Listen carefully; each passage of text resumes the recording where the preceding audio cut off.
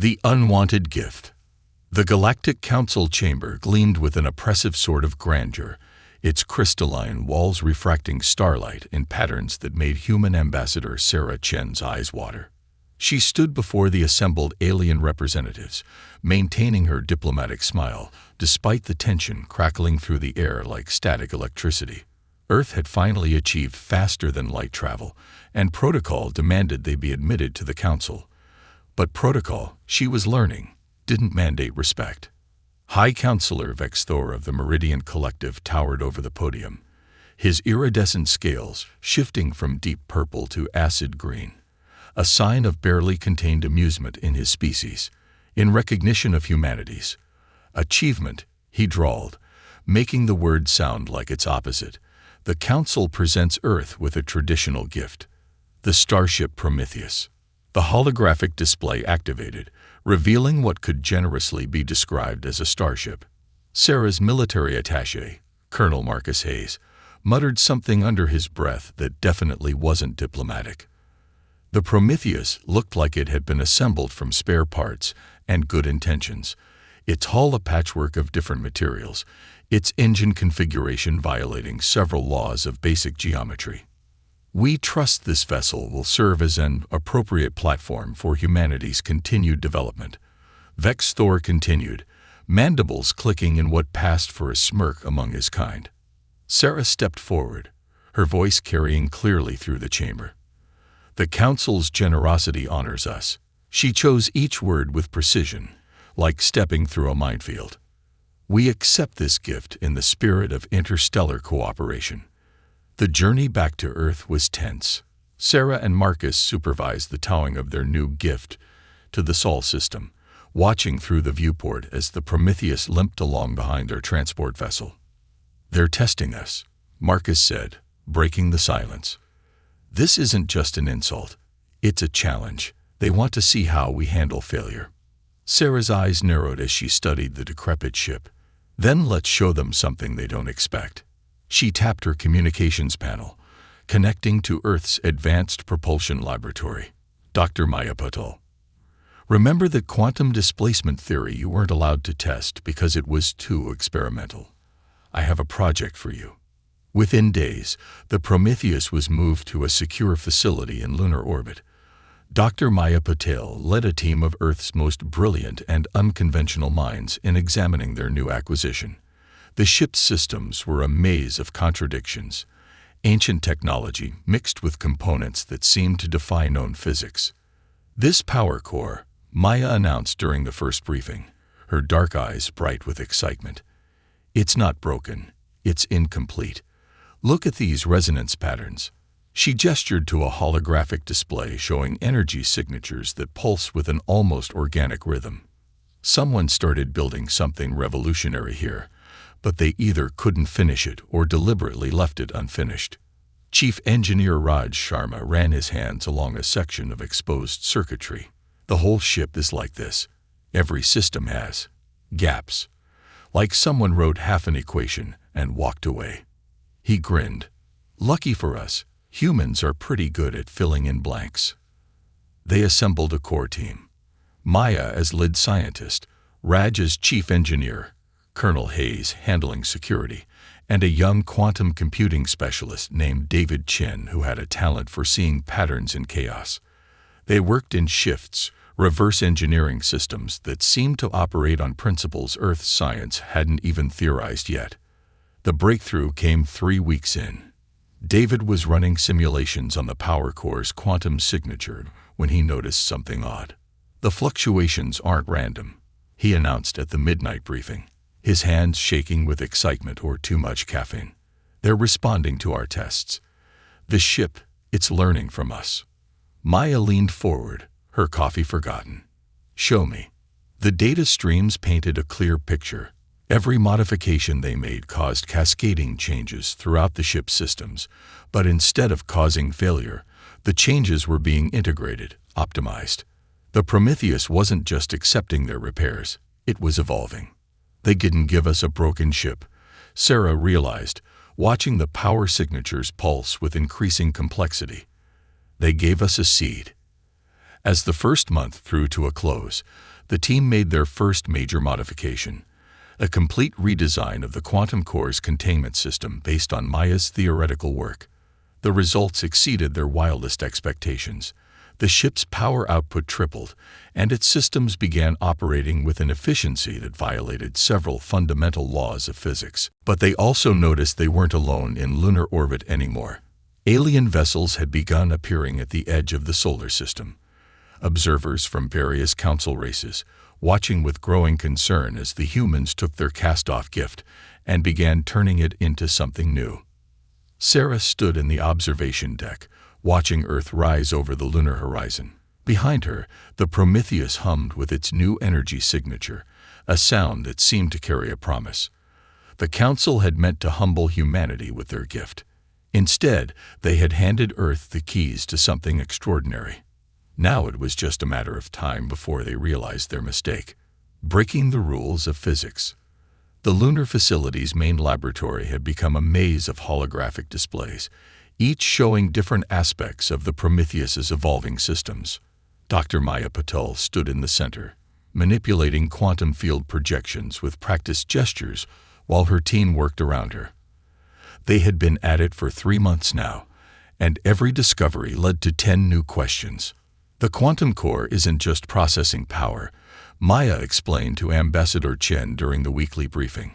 It's processing reality itself. She pulled up a visualization of the ship's energy matrix, which now resembled a living neural network more than any conventional power system. Every modification we make causes ripples through space-time at the quantum level. It's like we're teaching the ship to rewrite the laws of physics locally. Raj Sharma, who had barely left the engineering bay in weeks, pointed to a particular cluster of energy signatures. Watch this. He initiated a test sequence they'd developed. The holographic display showed energy cascading through the ship's systems in impossible patterns, creating microbubbles of altered spacetime throughout the vessel. Yesterday, he continued, his eyes bright with lack of sleep and excitement, we managed to create a stable field where light moved at half its normal speed, not by blocking or filtering it, by actually changing how space-time behaved within that bubble. The implications were staggering. If they could control these effects, scale them up. Sarah Chen watched the demonstrations with growing anticipation and concern. How much of this can we hide from our observers? Colonel Hayes gestured to the tactical display, showing the positions of various alien vessels lurking at the edge of the solar system. We're maintaining our cover story about basic repairs and study, but they're getting suspicious. The Meridian ships have moved closer twice this week. David Chen, who had been quiet until now, looked up from his quantum computing station. Maybe we don't need to hide it much longer. Look at this. He brought up a new simulation, showing the latest data from their tests. The ship's quantum field is beginning to stabilize in a completely new configuration. It's like, imagine teaching someone mathematics, and they suddenly start inventing entirely new kinds of numbers. The team gathered around his display as he explained his findings. The Prometheus wasn't just accepting their modifications, it was integrating them into its basic operating principles and then extrapolating new possibilities they hadn't even considered. The ship was becoming something that had never existed before, neither purely human technology nor alien design, but something entirely new. We need to accelerate the testing schedule, Maya decided. Whatever this ship is becoming, we need to understand it before our audience out there decides to intervene. The next few weeks were a blur of breakthrough and near disaster. They discovered that the ship's quantum core could generate fields that altered the fundamental forces of nature within limited areas. Gravity, electromagnetic forces, even the strong and weak nuclear forces could be modified within these carefully controlled bubbles of altered spacetime.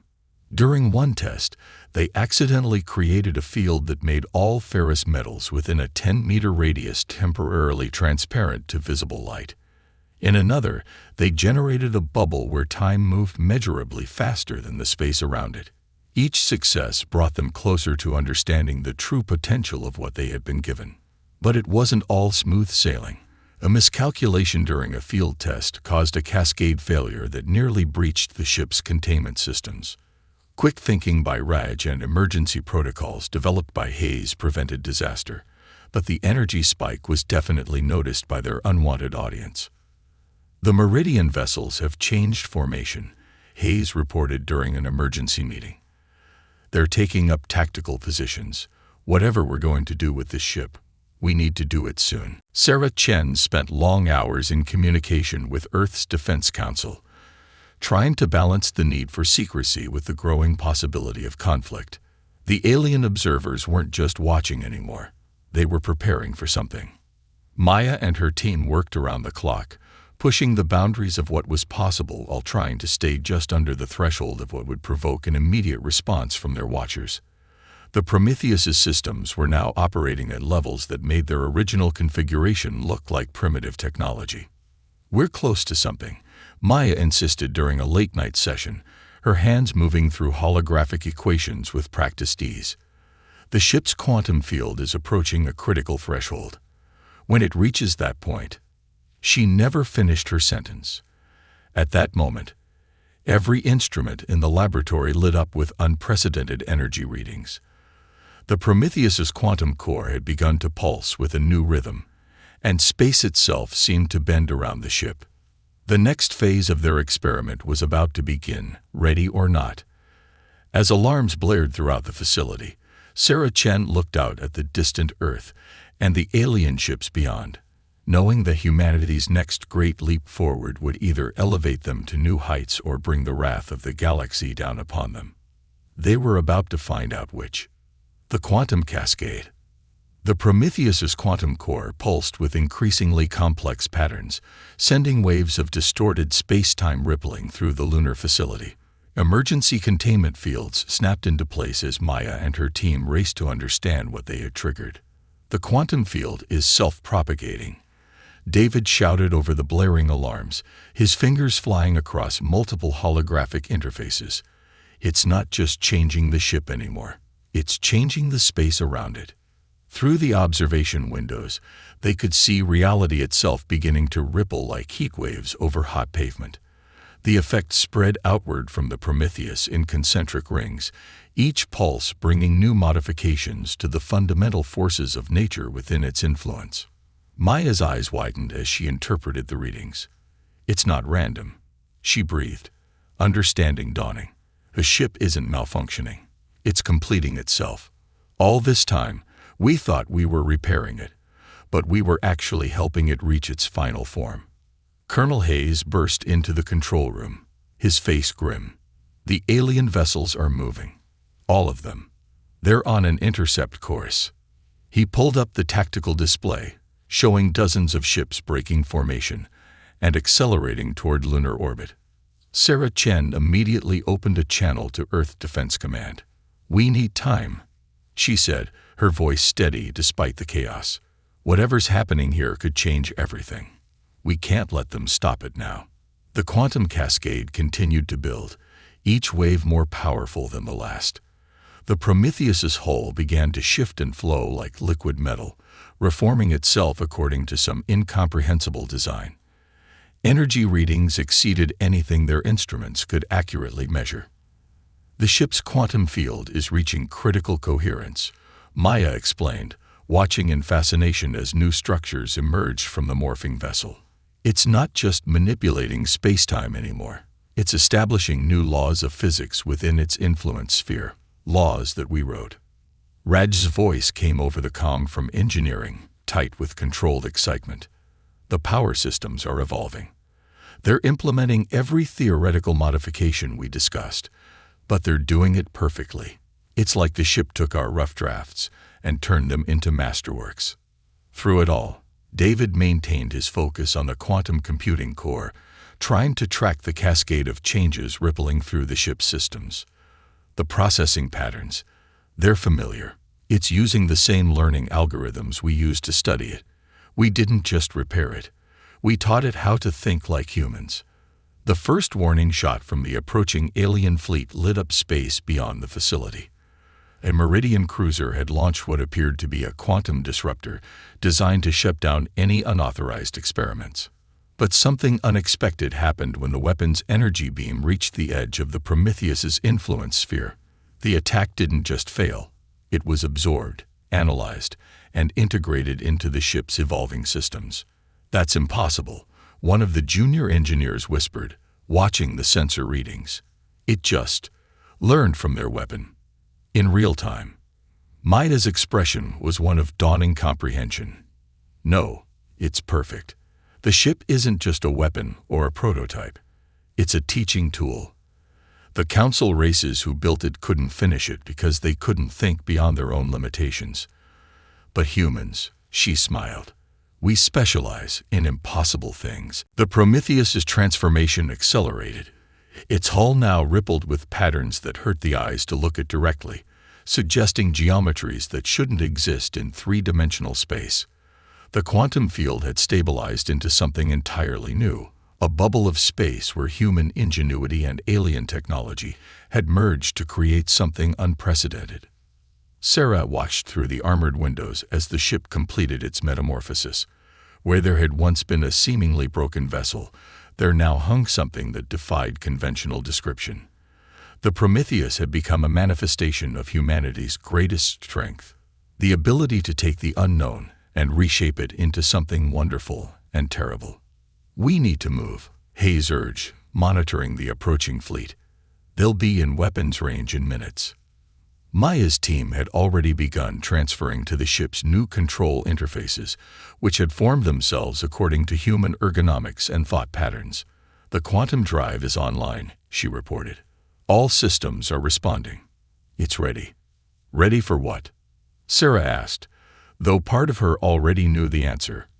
"Ready to show the galaxy what happens when you give humanity a puzzle box and tell them not to solve it," Maya replied, her fingers dancing across controls that seemed to anticipate her commands. Ready to demonstrate why underestimating Earth was their biggest mistake. As the alien fleet approached, weapons charged and ready to destroy what they saw as a dangerous abomination, the Prometheus came fully alive. In that moment, humanity had achieved something unprecedented. They had turned a gift meant to humble them into a key that would unlock the galaxy's greatest mysteries. And the universe would never be the same. First contact, second chances. The alien fleet spread across space in a classic attack formation, their ships gleaming with technological superiority earned over millennia. High Commander Vexthor's voice crackled through the emergency channel, dripping with barely contained fury. "Power down your abomination immediately," he ordered. "The Council will not permit such dangerous experimentation with quantum technologies." Sarah Chen stood on the Prometheus's newly formed bridge, which hummed with possibilities around her. The ship had reshaped itself into something that perfectly bridged the gap between human intuition and alien technology. Every surface seemed alive with potential, responding to the crew's thoughts almost before they had them. "This is Ambassador Chen," she responded calmly. "We are exercising our right to develop technologies within our sovereign space. The Prometheus was given to us as a gift, with no restrictions on its use or modification." Maya's fingers danced across controls that shifted like liquid light beneath her touch. "The quantum field is stable," she reported. "We're seeing perfect coherence across all systems. Whatever they try, we can handle it." The first barrage came from the Meridian ships, a devastating wave of quantum torpedoes designed to disrupt any unauthorized energy matrices. They streaked across space toward the Prometheus, their warheads glowing with destructive potential. David Chen, now interfaced directly with the ship's quantum computing core, smiled. "Watch this," he said softly. As the torpedoes entered the Prometheus's influence sphere, reality rippled. The weapons didn't explode or dissipate. They simply ceased to exist in normal spacetime, their energy and information absorbed and processed by the ship's evolving systems. "Fascinating," Maya breathed, watching the data stream past. "The ship didn't just defend against the attack. It learned from it. We now understand Meridian quantum weapon technology better than they do." Vexthor's next transmission contained something new in his voice. Fear, this is your final warning. You have created something that violates the natural order. Stand down, or we will be forced to take more drastic measures. Colonel Hayes studied the tactical display, watching as the alien fleet shifted into a new attack pattern. They're coordinating for a concentrated strike. All ships, multiple weapon types. They're not holding back anymore. Sarah straightened her uniform, a plan forming. Maya, you said the ship learns from energy it processes. Could we use that defensively? Not just to protect ourselves, but to show them something new. Maya's eyes lit up with understanding. Better than that. Raj, remember that theory we discussed about quantum resonance fields? The one that got you laughed out of the Lunar Science Academy. Already on it, Raj called from engineering. Reconfiguring the field generators now. David, I'm going to need processing power I didn't even know existed 5 minutes ago. You'll have it, David promised, his consciousness partly merged with the ship's systems. The quantum core is eager to try something new. The alien fleet opened fire, unleashing a devastating array of weapons that represented the pinnacle of multiple civilizations' military technology. The space around the Prometheus blazed with enough energy to shatter a small moon. But instead of attempting to block or absorb the attack, the ship did something unprecedented. It created a quantum resonance field that matched the frequency of each incoming weapon perfectly, and then inverted it. The result was beautiful and terrifying. Each weapon's energy was caught in a cascade of quantum harmonics, transformed into pure potential, and then released back into space as a wave of creative force. Where there had been destruction, there was now creation. The debris field around the lunar facility, remnants of centuries of human space exploration, began to coalesce into new forms.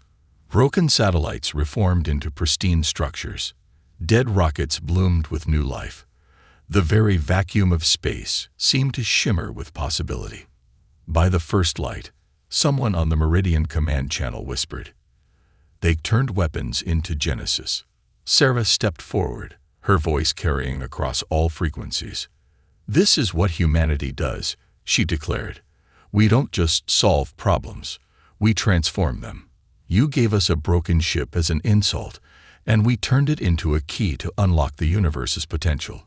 You tried to destroy us, and we turned your weapons into tools of creation. The alien fleet hung in space, weapons powered down. As the implications sank in, the Prometheus hadn't just survived their attack. It had fundamentally changed the nature of the confrontation itself. Maya's console chimed with new data. The quantum field is stabilizing at a new level, she reported. The ship, it's offering to teach them, to show them how to do what we just did. Sarah smiled. This was humanity's true strength, not just the ability to overcome challenges, but to transform them into opportunities for everyone to grow. Open a channel to all ships, she ordered. I think it's time for a real first contact, one between equals. Around them, the quantum field pulsed with possibilities, ready to reshape not just space and time, but the very future of galactic civilization itself. Legacy of innovation. The great chamber of the Galactic Council looked very different to Sarah Chen now. Where once the crystalline walls had seemed oppressive, they now reflected the light from Earth's latest achievement. The Prometheus hung in high orbit above the Council world, its quantum-altered hull rippling with possibilities. 6 months had passed since the confrontation in Earth's orbit. 6 months of discovery, diplomacy, and transformation that had changed the balance of power in the galaxy forever. The Council recognizes Earth's delegation, High Counselor Vexthor announced, his scales now shifting through colors of respect rather than contempt. The change in his attitude reflected a broader shift in galactic society. Maya stepped forward, her presentation crystals hovering before her. What we discovered through the Prometheus project wasn't just a new technology, she began, addressing the assembled representatives of 1,000 worlds. It was a new way of thinking about the universe itself. The holographic display activated, showing the principles they had uncovered. The quantum harmonics that allowed for the transformation of energy. the adaptive systems that could learn and grow, the bridge between thought and reality that the ship had helped them build. The original creators of this technology, Maya continued, built something remarkable, but they couldn't complete it because they were constrained by their own assumptions about what was possible. Humanity's gift wasn't our technology or our intelligence. It was our ability to imagine beyond those constraints. Raj took over, highlighting the practical applications they had already begun to develop. We've established the first quantum engineering academies on Earth, open to students from all council worlds. Already, we're seeing innovations that combine different species' perspectives in ways nobody thought possible. The display showed scenes from these new institutions, humans working alongside aliens, each bringing their own unique insights to problems that had once seemed unsolvable. The quantum principles they had discovered through the Prometheus were being applied to everything from medicine to environmental restoration. David, still bearing the subtle neural interfaces that marked his connection to the ship's systems, demonstrated how the technology had evolved. The Prometheus wasn't just a ship we fixed, he explained. It was a template for a new kind of relationship between sentient beings and the universe itself. The images shifted to show the first successes: dead worlds being restored through quantum reformation, diseases being cured by reality manipulation at the subatomic level, and space itself being reshaped to allow for safer, faster travel between the stars. Colonel Hayes, now Earth's military liaison to the Council, addressed the security concerns. We understand the fear that led to the confrontation over Earth, but what we've created isn't a weapon, it's a tool. One that works best when we all contribute to its development. Sarah watched as the council members absorbed these presentations, noting how different their reactions were from that first dismissive meeting. The Prometheus project had done more than prove humanity's worth. It had shown the entire galaxy a new path forward. Earth proposes a new initiative, she announced, moving to the center of the chamber. The establishment of the Galactic Innovation Network. A collaborative effort to explore these technologies together, combining the knowledge of all our civilizations with humanity's unique approach to problem-solving. The proposal sparked immediate discussion among the council members. But this wasn't the fearful reaction they'd shown before. This was excitement, anticipation, and hope. There will always be those who fear change, Sarah continued, who see new ideas as threats rather than opportunities. But what we've learned through the Prometheus is that the universe rewards those who dare to imagine something better. The vote was nearly unanimous. The Galactic Innovation Network would become a reality, with Earth playing a central role in its development. The gift that had been meant to humble humanity had instead elevated the entire galaxy. As the session concluded, Vex Thor approached the Earth delegation privately. "We thought we were testing you," he admitted, his scales shimmering with complicated emotions. "We never imagined you would end up teaching us instead." Maya smiled, watching the Prometheus through the chamber's windows. The ship's quantum field pulsed with a rhythm that seemed to match the beating hearts of every species present. "That's the thing about humanity," she said. "We don't just pass tests. We rewrite them entirely." Above them, the Prometheus continued its subtle dance with reality, a testament to what was possible when innovation met opportunity. It was no longer just Earth's achievement or a single species' triumph. It had become something greater, a symbol of what could happen when the galaxy's civilizations finally learned to dream together. The unwanted gift had become the greatest treasure of all, not because of what it was, but because of what humanity had imagined it could become. And in that transformation lay the seeds of a future brighter than any single species could have created alone.